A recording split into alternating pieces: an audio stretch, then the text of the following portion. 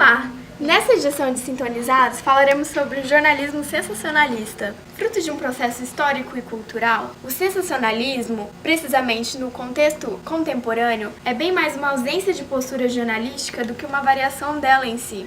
Geralmente apelam para o lado emocional, visando a audiência, podendo intencionalmente até omitir informações e fatos. Visando explanar esse tema, elaboramos um programa recheado para vocês, com notícias, entrevistas e reflexões.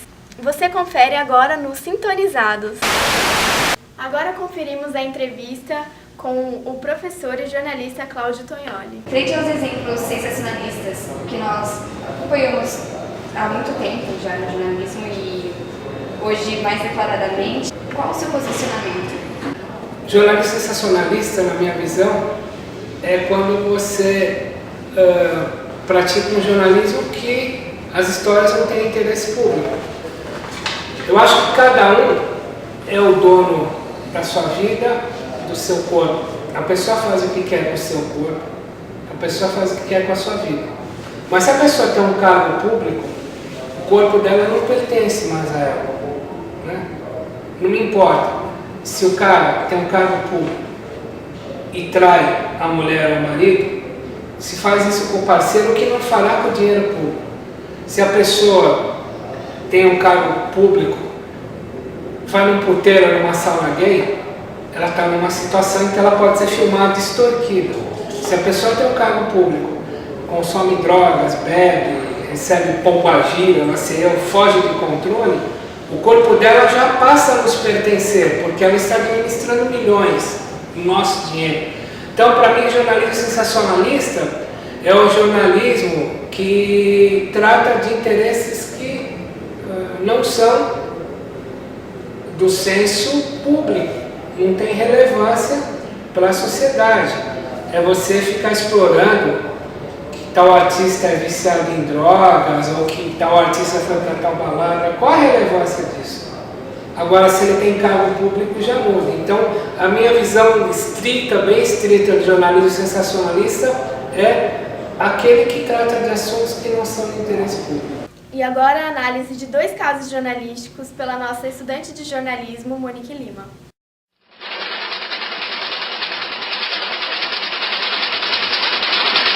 Eu irei apresentar o clássico caso da escola base e o caso da matéria de Cazuza na revista Veja. Acaba com o sujeito. Você não levanta mais não, Miro. Irresponsável, né? Você não levanta mais. Nem eu tô com 60, rapaz. Tô aqui gatinhando.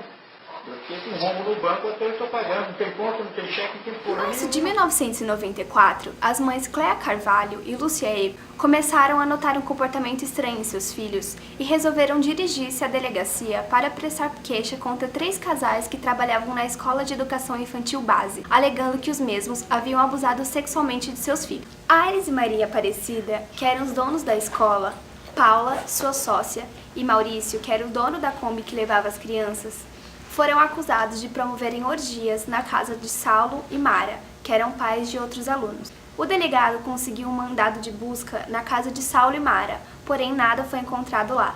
Quando chegou com essa notícia na delegacia, as mães ficaram revoltadas e resolveram acionar a Rede Globo. No mesmo dia, o laudo do IML revelou a prática de atos libidinosos.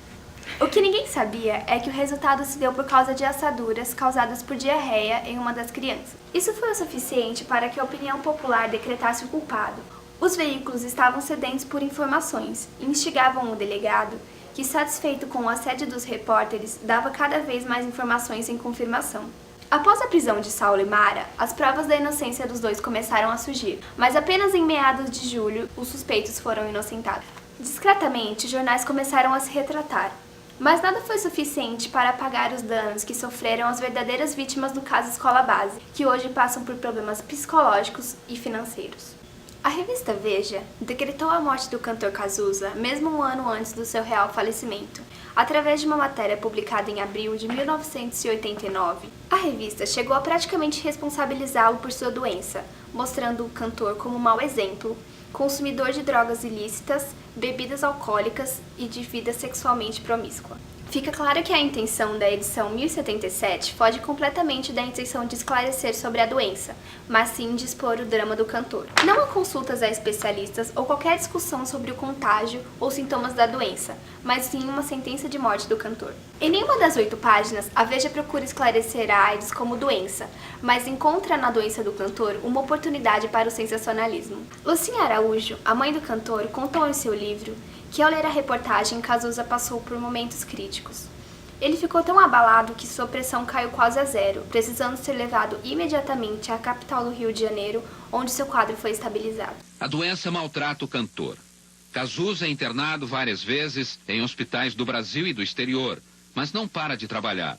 Já muito enfraquecido, grava o LP duplo Burguesia. Não me considero um cantor. Não passo de um letrista que canta, dizia Cazuza. Modéstia exagerada. O trabalho é a coisa que mantém a pessoa viva. Eu estou vivo por causa do meu trabalho.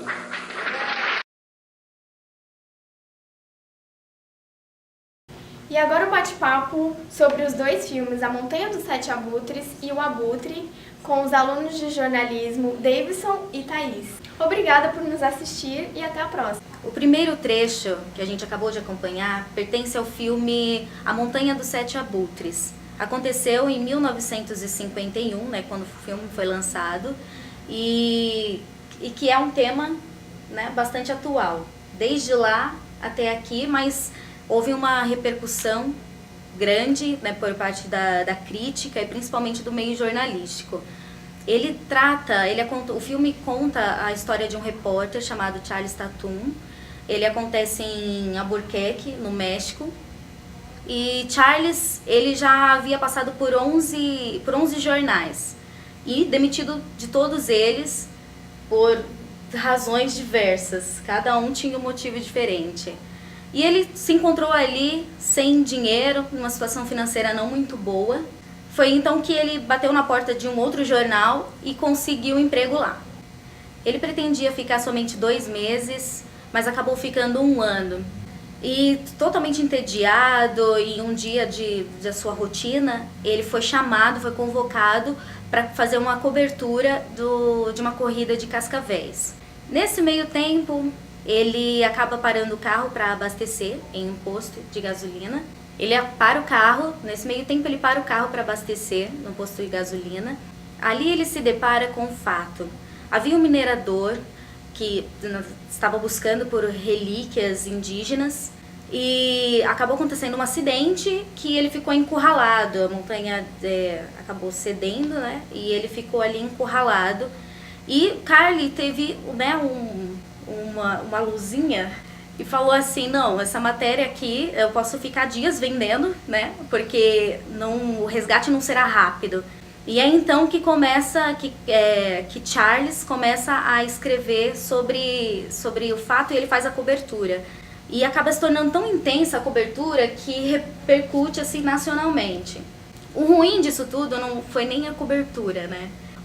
A parte ruim é quando ele vai até a esposa do Léo Mina, que era o homem que estava soterrado, e ele faz ali e propõe a ela para que ele venda ali uma imagem de uma esposa totalmente arrasada, abatida, numa condição financeira não muito boa, e o que não é verdade, porque ele queria, porque na verdade ela queria, né, a Lorraine queria ela já queria na verdade separar do marido, né, vai pra lá, eu quero separar de você.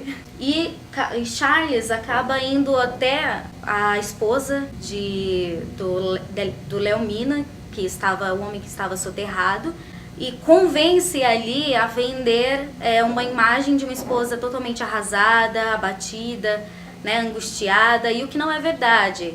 Até porque Lorraine, que é a esposa de Léo, iria deixar ele, estava aproveitando aquele momento para largar do marido. O que acabou não acontecendo aí porque teve a interferência do Charles. E ele convence ela a isto e diz que, né, que ela venderia, porque ela tinha uma lanchonete e que com isso ela alcançaria assim uma fama, porque ele começou a estampar as fotos, né, estamparia as fotos dela nos jornais também, e as pessoas, talvez por curiosidade ou talvez por uma alma bondosa, ia lá para ajudar. É tanto que num trecho do filme, a Lorraine fala assim, que ela nunca ganhou 1.000, né? E que pela primeira vez ela tinha ganhado 1.000. Então a gente pode ver que o dinheiro, ele envolve bastante ali. Fora que o xerife também da cidade comprou a ideia e acabou fazendo ali um bloqueio de uma parte que dava acesso até onde estava o homem ali, o Léo, estava soterrado. E ele começa a cobrar das pessoas, ou seja, já virou um grande espetáculo, né? O espetáculo começa ali. O filme O Abutre, né? É um filme que não pode faltar. Ele é estrelado por Lois Bloom, que é o Jake Callahan. Jake Callahan. É um cara que tá tentando se descobrir na vida, né? Ele vive de pequenos furtos, né? O começo do filme, ele aparece roubando metais para poder vender, né? Ou seja, já envolve até dinheiro aí também. Já, né? Envolve condições financeiras. A questão financeira que ele é pobre, né, e tal. Ele rouba tampas de bueiros e ele vai vender essas coisas que ele roubou em um ferro velho. Ele faz uma negociação com o dono do ferro velho e tal, tipo oferta-demanda e tal. E ele até oferece de graça os serviços dele para esse cara, só que o cara falou que não aceita ladrões trabalhando com ele. É nessa parte que a gente consegue perceber que o Lois ele é de má índole desde então, né? Voltando de um de seus roubos,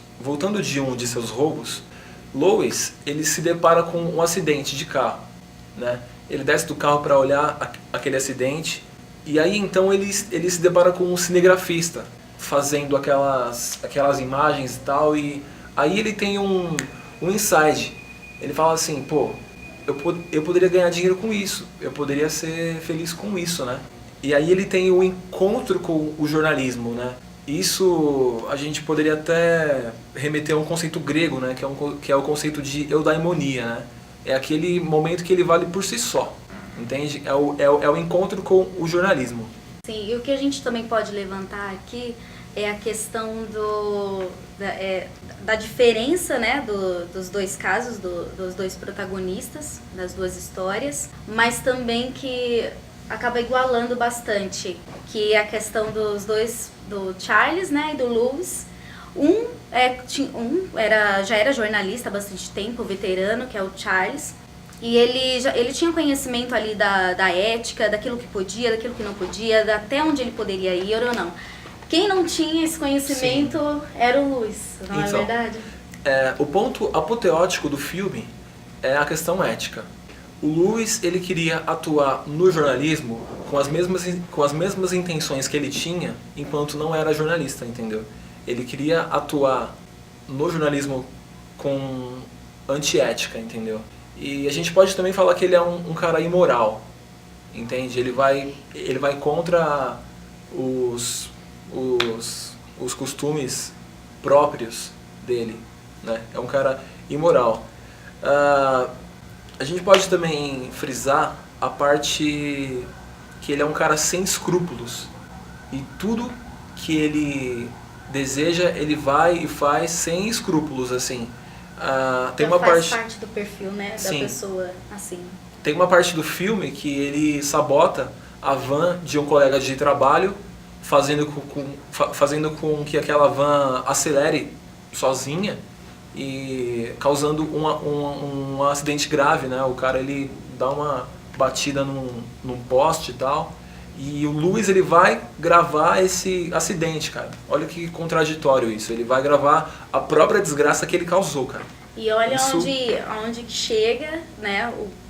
Pra você ter ali um furo, pra você ser o primeiro, né?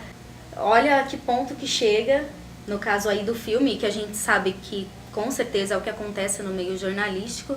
E a diferença também desses dois filmes, né, mas a igualdade deles, um de 51, o outro de 2014, E são ao mesmo tempo, é um pouquinho diferentes, né, em questão de história, mas iguais. A gente encontra aí dois protagonistas, um no caso que não era de fato jornalista, né, se interessou pela área, começou a fazer os freelancers, e o outro que já era jornalista, mas muito igual, né? Sim. Pessoas, como você disse, sem escrúpulos nenhum. E como disse o nosso ilustríssimo Eugênio Butti em uma de suas obras, é na imagem e pela imagem que as verdades do nosso tempo são feitas e desfeitas.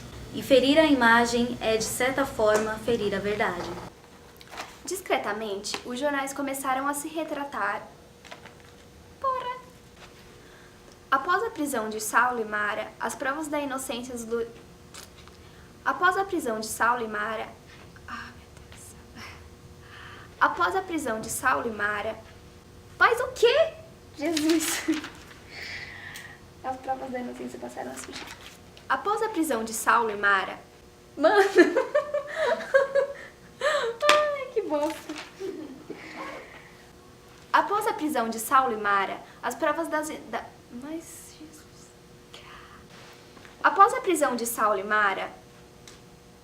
O que acontece após a prisão de Saulo e Mara? Eu vou colocar um negócio assim, gigante. Após a prisão... Eu acho que ninguém aguenta mais ouvir essa frase, né? Fique em paz, mano. 2,000 years later, 6.5 hours later. Após a prisão de Saulo e Mara, as provas da inocência dos dois começaram a surgir, mas apenas em meados de julho os suspeitos foram inocentados.